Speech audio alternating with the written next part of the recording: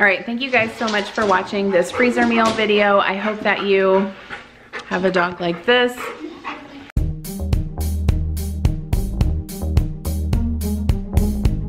Hey guys, it's Jen. Welcome back to my channel and welcome back to another video. So today I am sharing a freezer meal video with you, and I am sharing 8 ground beef freezer meals that you can make for $50 or less. In this video, we are going to make 5 different freezer meals. For 3 of them, we're actually going to make a double batch. So it's gonna be 8 meals total.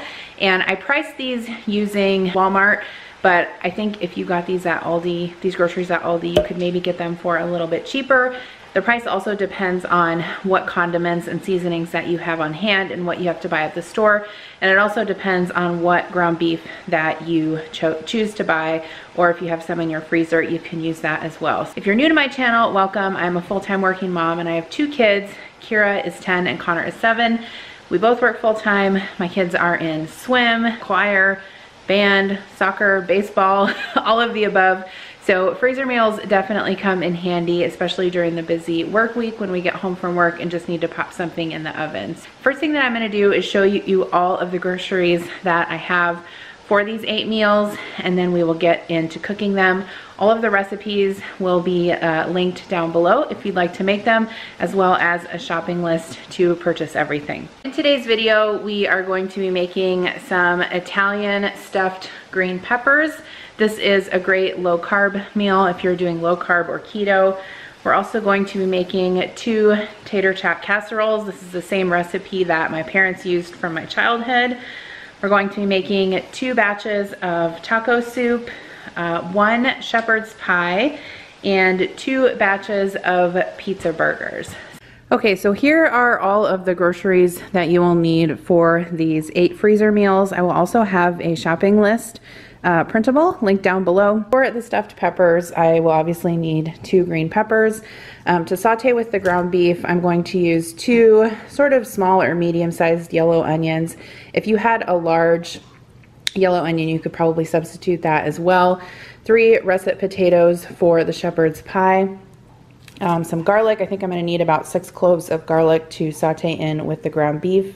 1 egg, and actually I'll just be using the yolk from this egg. I like to add egg yolk to my mashed potatoes for shepherd's pie so that it gets a little bit more brown on the top. And then I'm also using Kraft singles, yes, I know, Kraft singles, for the tater tot casserole, which I'll explain a little bit later, but this is how I always had it growing up, and I love it like this. I will need 2 cups of shredded mozzarella cheese, some sliced provolone, or you could actually use sliced mozzarella as well, or basically any kind of cheese that you want on the pizza burgers. 2 cups of shredded cheddar cheese, 1 jar of marinara sauce, or I'm actually using my own homemade marinara sauce. I filmed a video earlier this year on how I made my own homemade sauce from tomatoes from the farmer's market, so I can link that recipe as well. Obviously, if you don't have this on hand, you know, jarred marinara sauce is just fine. I have 7 pounds of ground beef. So Adam and I usually buy a half or a quarter of a beef each year. So half a cow, quarter of a cow, whatever we can sort of get our hands on from someone that Adam works with who's a local farmer. So I have a lot of ground beef in my freezer. This is how they come in 1-pound rolls. So these are mostly defrosted, and this is what I'll be using for all of the meals. You'll also need some ranch seasoning. If you don't have this big packet, you can obviously just buy one of the smaller packets. You'll need some beef bouillon. So I use the Knorr brand. I just find this at Walmart. Some cornstarch. And then for spices, if you have Italian seasoning, you can definitely use that too. I'm using crushed red pepper flake, some thyme, and some rosemary. I actually have some fresh rosemary out on my deck, so I may use that instead. It just depends. And then 1 taco seasoning packet, 1 sloppy joe packet for the pizza burgers. You'll need just a little bit of sour cream, some butter for the mashed potatoes for the shepherd's pie, 2 bags of mixed vegetables. These are just the cheap, you know, 10-ounce bags from Walmart. 1 can of diced green chilies, some tomato paste. The recipe calls for regular tomato paste, but Walmart only had this kind, and so I will make that work. 2 cans of cream of chicken soup, 1 can of pinto beans, 1 can of chili beans, some petite diced tomatoes. You could also use stewed tomatoes, some whole kernel corn, a can of Rotel, or these are the mild diced tomatoes with green chili, the Walmart brand. You'll also need salt, pepper, a bag of tater tots, and some ketchup, some Worcestershire sauce, and then some hamburger buns, which these were already previously frozen. They look kind of, I don't know, they probably don't look the greatest, but I did suck all the air out of them, and they will work just fine for the pizza burgers. So that is it, and let's get started on making these freezer meals.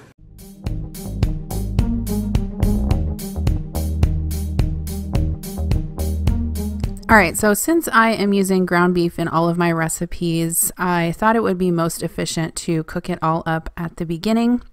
And so I have my 7 pounds of ground beef in a rather large stock pot.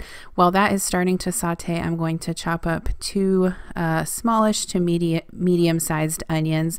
I'm using yellow onion. If your family doesn't like onion, you could totally leave this step out and just add some dried minced onion or some onion powder.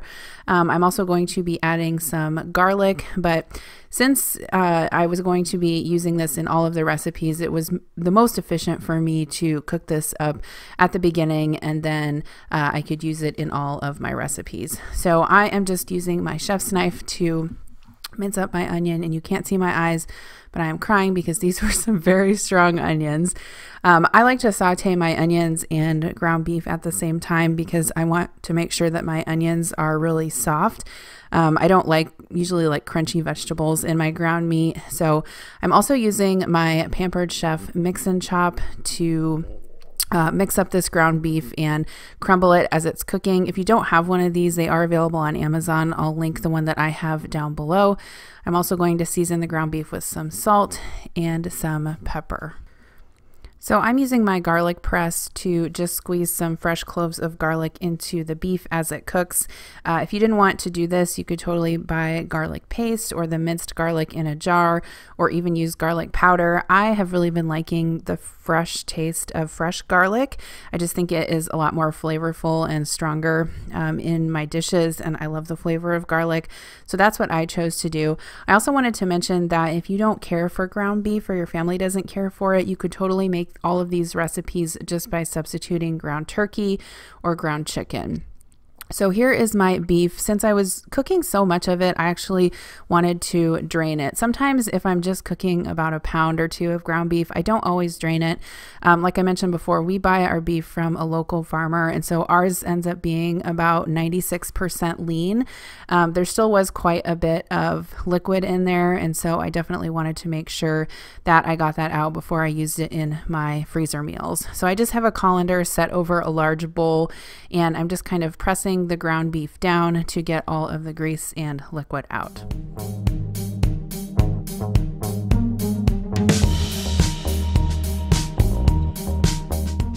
So once I drained the ground beef, I ended up with about 8 cups, I can't talk, 8 cups of ground beef out of those 7 pounds. And then here you can see all of the grease and the liquid that drained off. So I'll just let that sit and cool and harden before I throw it away. You definitely don't want to put it down the drain. Okay, so the first recipe that I'm going to show you is this shepherd's pie recipe. This original recipe comes from Taste of Home, and it's really delicious. So I'm going to start out by cooking my potatoes, because the top of the pie obviously is mashed potatoes. So I just have 3 medium-sized to large russet potatoes, and I'm going to peel those up. I actually like to peel my potatoes. If I'm using a recipe that calls for peeled potatoes, I peel them first and then rinse them off before I cube them. So once those are peeled, I rinse them off, and then I'm just going to cut these into small chunks so that they cook more quickly. I'm just putting the diced potatoes in a pot, and then I'll cover that with water and boil those on the stove until they are tender.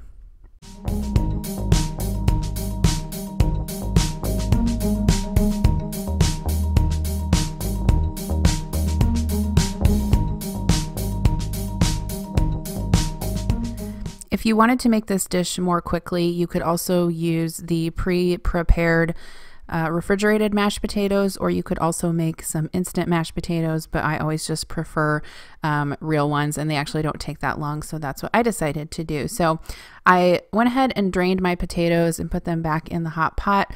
I'm adding about half a stick of butter, a splash of half and half, and just some salt and pepper, and just using my potato masher to get those nice and smooth. Once they are all mashed up, I'm going to add 1 egg yolk, and the original recipe doesn't call for this, but every time I make shepherd's pie, I always add an egg yolk to my mashed potatoes. It just helps it brown up a little bit more in the oven. You can see that I accidentally dumped one of my eggs into the trash, so I had to get another one. So just quickly mix that up before it scrambles, and then you can set those aside to cool while you make the beef filling. So for the filling, you're going to use 1 pound of ground beef. So what I did is I divided all of my cooked ground beef by the number of cups that I had, and it came out to 2 1/4 cups of cooked ground beef equals 1 pound. And so that is the ratio or the measurement that I use throughout these recipes. So since this called for 1 pound of ground beef, I added 2 1/4 cups of beef to the pan. I'm also adding a bag of frozen mixed vegetables. You could add peas or carrots or corn or any kind of vegetables that you wanted. I like mixed vegetables, so that's what I added. And then I also added some ketchup, Worcestershire sauce, and the recipe calls to add garlic at this time, but since I added it in with the ground beef, I left that part out. And then to thicken the gravy or the sauce that goes with the beef filling, you just whisk together some beef bouillon, some cornstarch, and some water, and then add that to the beef filling, and then just cook that until it thickens up a little bit. If you've never had shepherd's pie before, I sort of call it, I like to call it like a fancier version of tater tot casserole, just because it has mashed potatoes on the top instead of tater tots, but either way, it's really good, and it's definitely a crowd pleaser. The last step for the filling is just to add about half a cup of sour cream, and so I just turned the heat off and then added that in and let it melt through.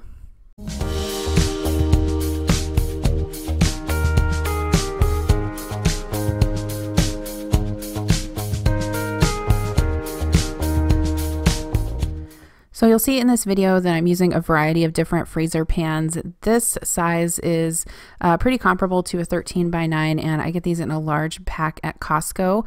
So what you'll do is just spread the beef filling on the bottom of the pan and then spread the mashed potatoes over the top. And then I just like to use a fork to spread those and make sure that they are evenly covering the beef filling. And all you have to do is sprinkle this with some shredded cheddar cheese and then wrap it up and throw it in the freezer. So you could leave the cheese out if you wanted to. I personally like to have cheese on my shepherd's pie, but that's a total personal preference. So anytime you're making freezer meals, definitely make sure that you label them or you will forget what is in them. For me, it's more important to label the date and the actual contents versus the cooking instructions. For this, I just wrote on it to thaw it out and bake it at 400 degrees until it was cooked through. Since all of the ingredients are cooked through, you're basically just heating it up. So this is definitely delicious. Yes, we saved some back and tasted it, so that I wanted to make sure that all of these recipes that I was giving you guys were actually good recipes that you could use in your own kitchen. So here's what it looks like after you bake it. The cheese gets all brown and crispy on the top of the potatoes, and the homemade filling is so delicious. This is definitely better than shepherd's pie recipes with cream of something soup. So would totally recommend you trying this one.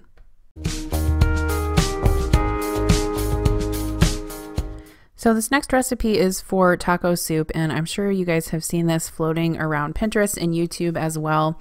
It's something that I've made before, and I know that it's a delicious recipe, and it works great for a freezer meal because basically you can just assemble it after you cook the ground beef and then have it in the freezer and then heat it up in the crock pot. And so I am using for this recipe 2 pounds of ground beef, 1 envelope of taco seasoning, 1.5 cups of water, a can of chili beans, a can of corn, 1 can of pinto beans, a can of diced tomatoes, some diced tomato with green chili or rotel, 1 packet of ranch seasoning mix, and then some chopped green chilies. So this total recipe makes 8 servings, and so I went ahead and split this into 2 different meals for my family, but adjust accordingly to the size of your family.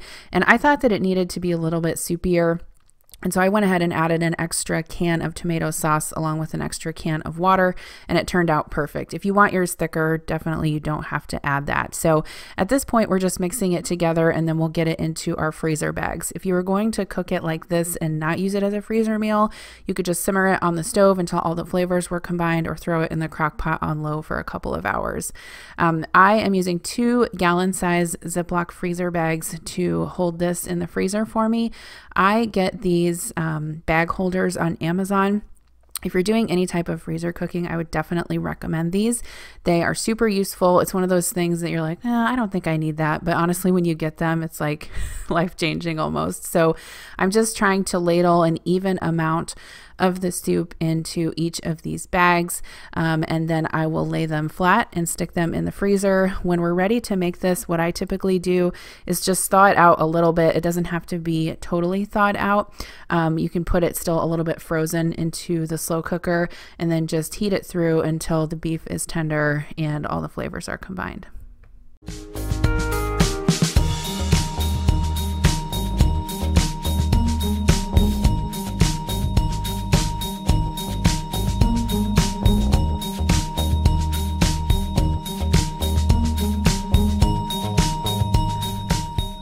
Okay, so here is my taco soup. One tip I have is to write on the bags before you put your contents in there. It's just a lot easier that way.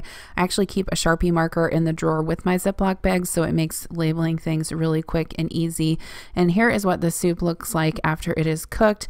This is so good. If you've never had this, it's like a taco ranch flavored chili. It is so delicious. I serve mine with some tortilla chips, a little bit of sour cream on top, and some cilantro. Definitely make this. It's a perfect fall recipe. Okay, so next I'm sharing a recipe for stuffed peppers, and this is just kind of my own recipe, so I'll have this typed out down below. I don't have a link to it, but I have made stuffed peppers multiple times for freezer meals before, and they work out great. So I'm starting with 2 green peppers. You could definitely double this recipe depending on the size of your family. My kids usually aren't wild about eating stuffed peppers, and so typically I just make 2 for my husband and I. But what I'm doing is just having the green peppers, taking the seeds out. I put them on a foil-lined baking tray sprayed with cooking spray, and I like to pre-cook my peppers before I stuff them. This is an optional step, but like I said before, I prefer my veggies to be a little bit more tender and not crispy. So just throw those in the oven for maybe like 10 minutes at 400 until they are a little bit soft. You don't need to totally cook them through, just soften them up. For this recipe, we're going to need 1 pound of ground beef, so 2 1/4 cups. I'm putting that in the skillet. And then I just like to add some Italian seasoning, some red pepper flakes. So I went ahead and added some thyme and some rosemary. Just basically season this to your taste. If you have Italian seasoning on hand, oregano, basil, whatever seasonings you want, throw that in there, and then just add a little bit of tomato sauce to bind up the hamburger. You don't want to add too much. It's not going to be like a traditional like marinara, sauce or anything like that. You just want to add enough tomato sauce to bind together the hamburger. And then, like I said in the beginning, I'm using my homemade marinara sauce, but totally feel free to use jarred marinara also. I like to add a little bit of cheese to the ground beef filling, so I'm just going to stir that through until it melts, and then we'll stuff our peppers.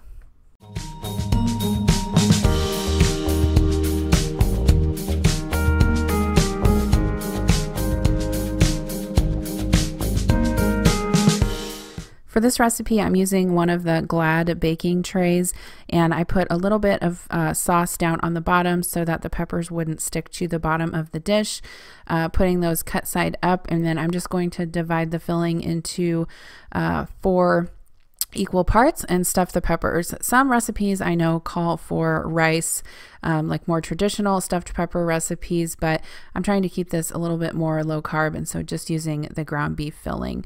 After you get those stuffed, I just like to pour the rest of the marinara sauce over the peppers, and then I'll top it with some shredded mozzarella cheese.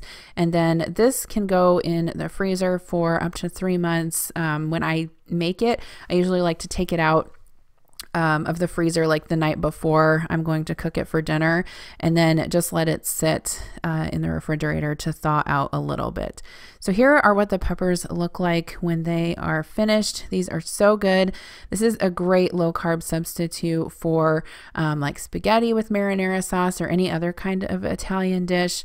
Adam and I both love these, and you could also change up the flavorings too if you wanted, but definitely a great freezer meal. Okay, so I'm excited to share my tater tot casserole recipe with you guys. This is something that I don't make very often, but I've been using the same recipe for years, and it's the same recipe that my dad used when we were growing up. And so every time I make it, it just kind of reminds me of that. I am doing a double batch of this, and so I have 2 pounds of ground beef that I'm putting into my large pot. I also added 1 bag of frozen mixed vegetables, and then I'm adding 2 cans of cream of chicken soup. Now, I know before I talked about cream of chicken soup, but honestly, I don't mind using it every once in a while for cooking. If you have an aversion to cream of whatever soup, you can definitely like make your own white sauce.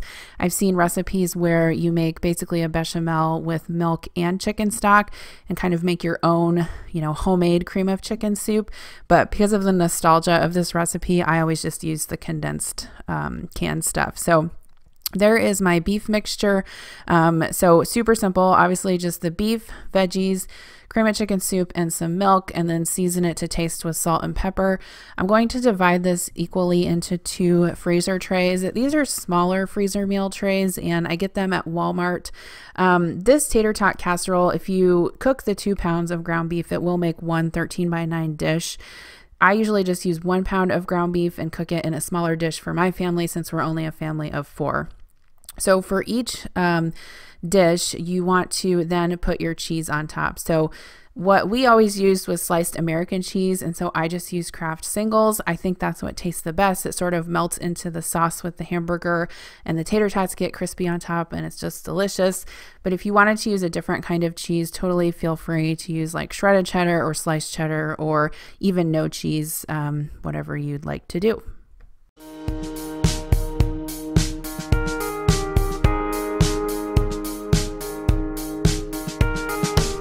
So the last step is to add your tater tots to the top of this.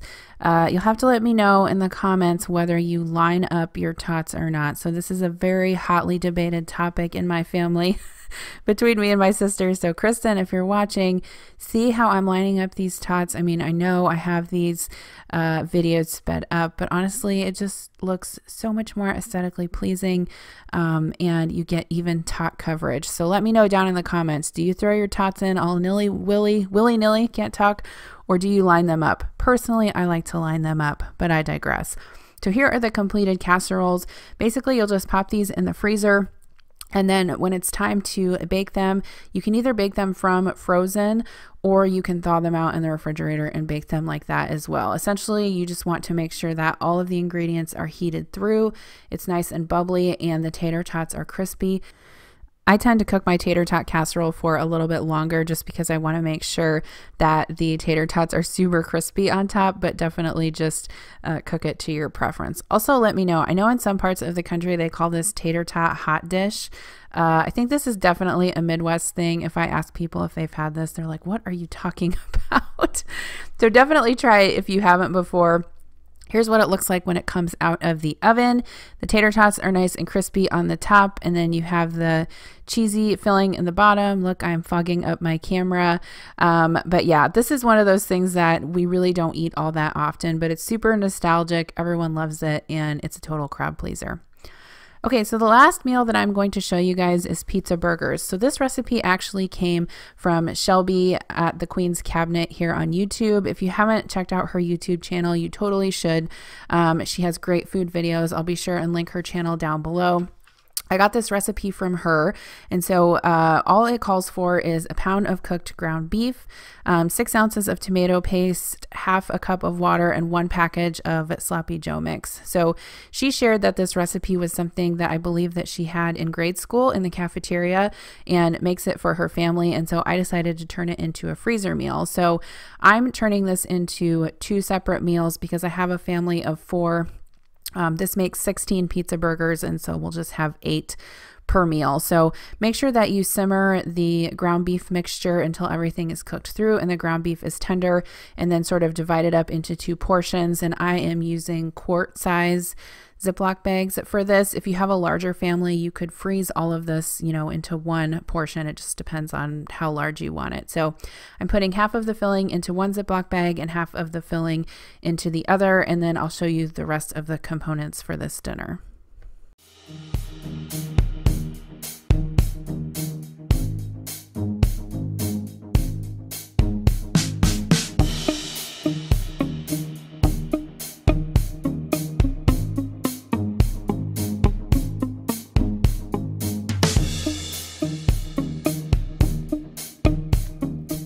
So the other thing that you'll need for this dish is hamburger buns and some cheese.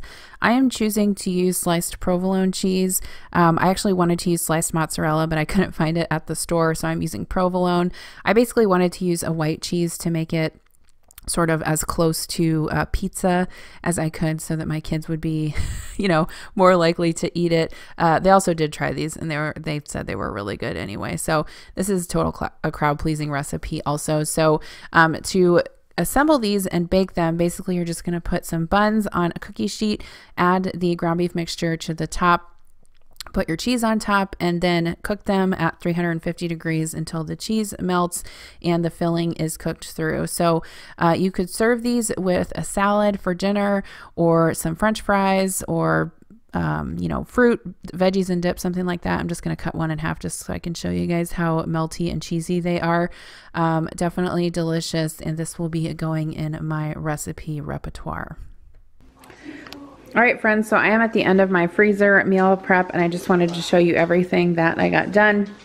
This took me about 2.5 hours, maybe 3 hours, so not bad, honestly, for this many meals. I have my shepherd's pie in here.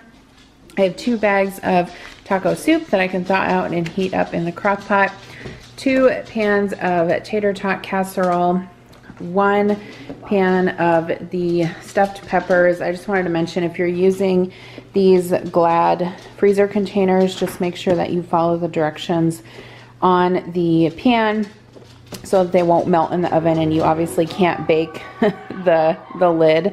And then I have 2 meals of the pizza burgers. So I'm gonna put these together once they're nice and cool. These pizza burgers are still a little bit warm. There's Murphy's nose. So I have 2 packages of the buns, 2 packages of the meat, and then 2 packages of the cheese. So I'll package those together once they are cool. All right, so that is gonna wrap it up for today's video. Thank you guys so much for watching this freezer meal video. I just want to reiterate that I did try every single one of these meals, and every single one of them was delicious. So you know that they are tried and true, and I hope you guys try some of them. If you do, please let me know in the comments below. Also, please let me know if you would like to see more of these type of meals.